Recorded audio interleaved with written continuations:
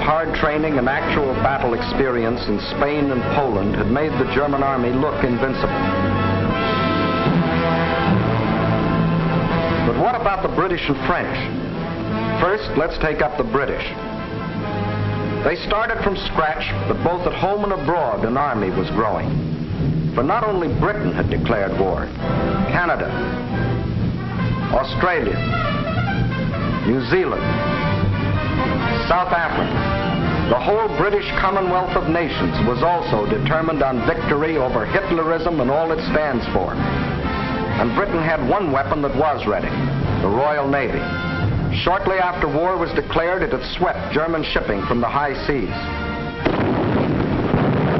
And units of the British fleet were deployed at Suez, Malta, Gibraltar, in the Channel, and in the North Sea, blockading Germany.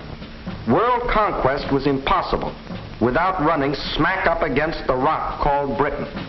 How to strike at that little island? That was the question. Between Britain and Germany stood not only France, but the little countries of Luxembourg, Belgium, Holland, Denmark, Norway, and Sweden.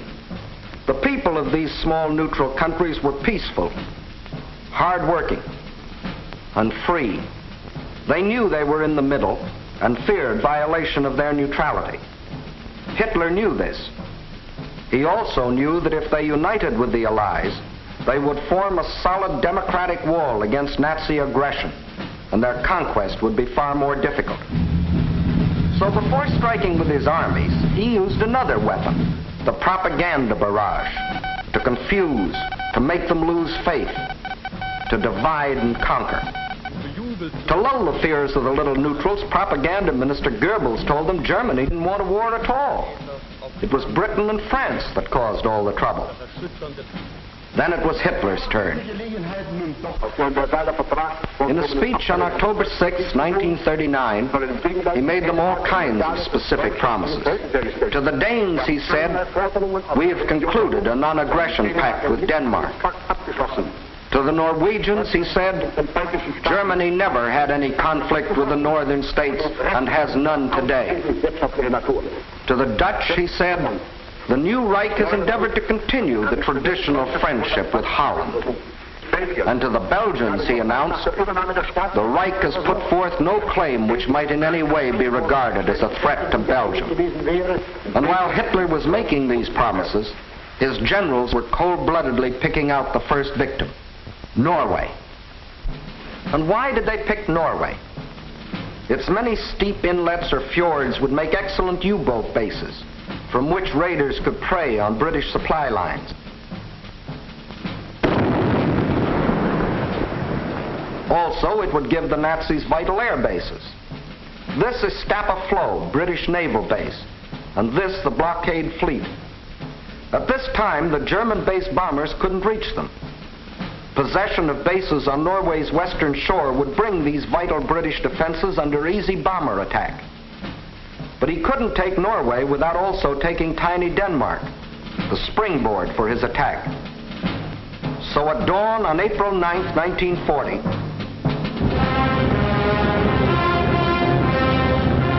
the German army rolled across the neutral borders of Little Denmark, and in a matter of hours it occupied the entire country.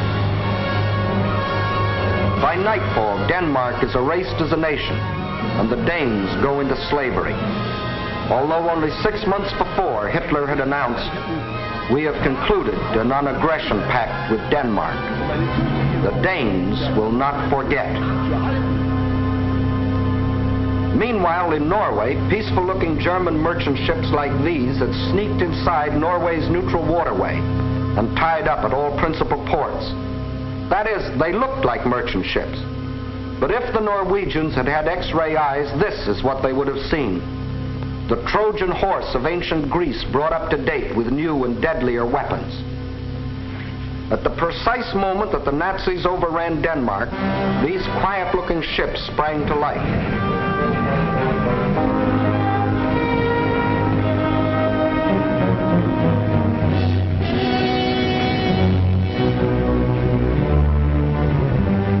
At the same time, Nazi warships, discovered along the entire coastline, started steaming up the Norwegian fjords. Ships, transports, tanks, men, planes, all flung themselves simultaneously upon a defenseless country. Airborne infantry seized every strategic Norwegian airport.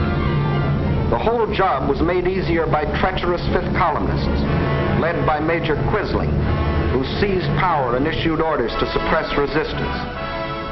Nazi warships steamed past silent guns that could have blasted them out of the water. This was one of the most amazing acts of treachery the world has ever known. It brought Major Quisling international fame, making his very name synonymous with the word traitor. By the afternoon of April 9th, the Germans were in complete control of all 7 ports where they had landed in the morning.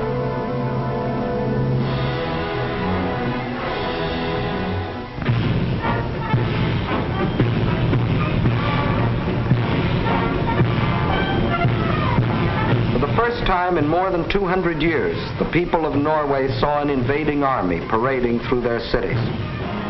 Many of these Nazi soldiers, strutting as conquerors in 1940, had last seen Norway some 20 years earlier, when as refugee German children they had been raised and cared for by kind Norwegians. Now these same Germans were back to repay that kindness with terror and destruction. Once they had occupied the capital, the Nazis quickly fanned out in all directions. But loyal Norwegian troops stopped one German column between Hamar and Elvera.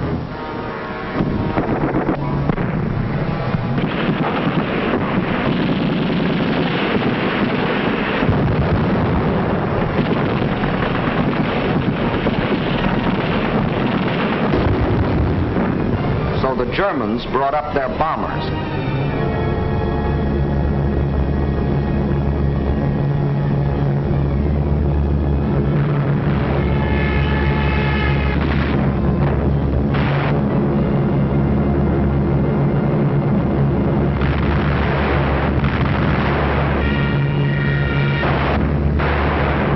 Norwegians were forced to flee to the north under constant and unopposed air attack. It was here that Captain Robert Lose, an American military attaché, was killed, the first American soldier to lose his life in this war. Meanwhile, the Nazis had spread all over the country. Small patrols occupied every strategic village. Parachute troops landed high in the mountains.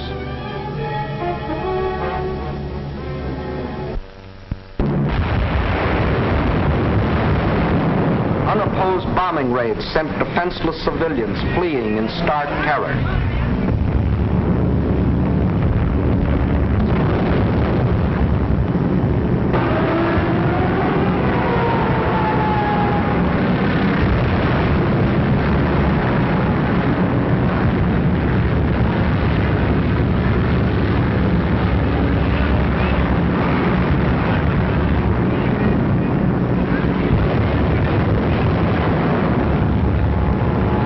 They hadn't wanted war.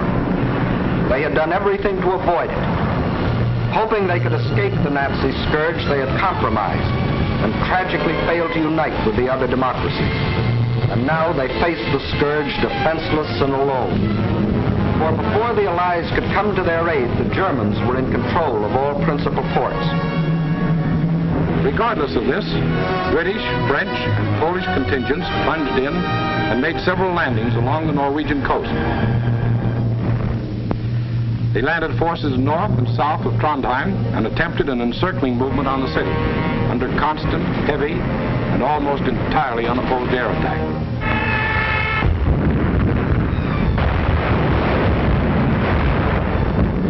Well, the scene of action was out of range of British fighter planes, so they brought up aircraft carriers. But these are at a disadvantage when opposed by land-based planes. The Allies, therefore, were badly battered from the air. Finally, suffering heavy losses, they withdrew from a hopeless situation. Further to the north, at Narvik, they met with better success, inflicting heavy naval losses on the Nazis.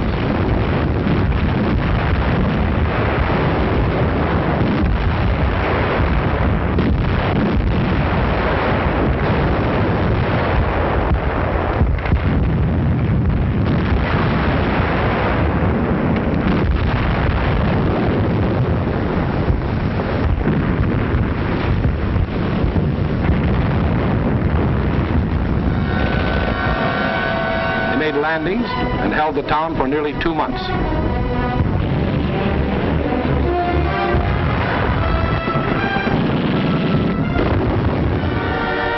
Incidentally, they also took their first prisoners of the present war. Again, the Nazis' overwhelming air superiority proved a deciding factor. And the Allies were forced to withdraw under terrific air bombardment.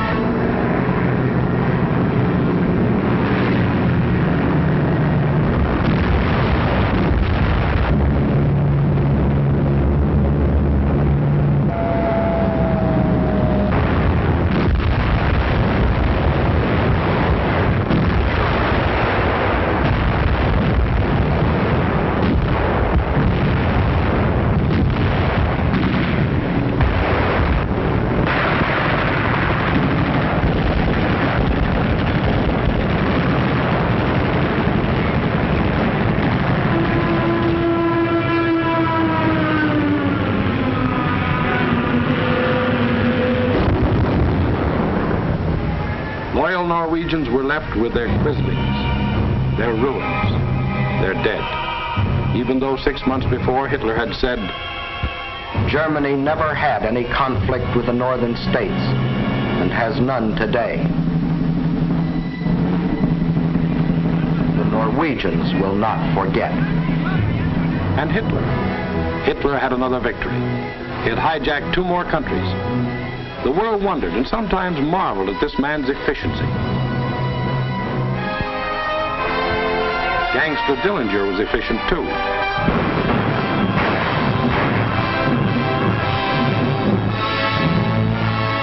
When a man or a nation throws away all regard for the laws of God and man, he is bound at first to be more efficient than his victims. Society had a police force to deal with Gangster Dillinger, but it had no police force to deal with Gangster Hitler. So he clubbed Norway into submission and got what he wanted, bases for use against Britain. Now he had the northern claw of an enormous pincer movement. A drive through France would give him the southern claw. Blockade by U-boats coupled with mass bombing attacks would weaken the British for final invasion.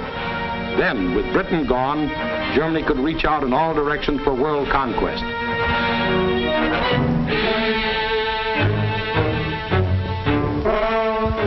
His next move must obviously be through France to get his southern claw. Through France,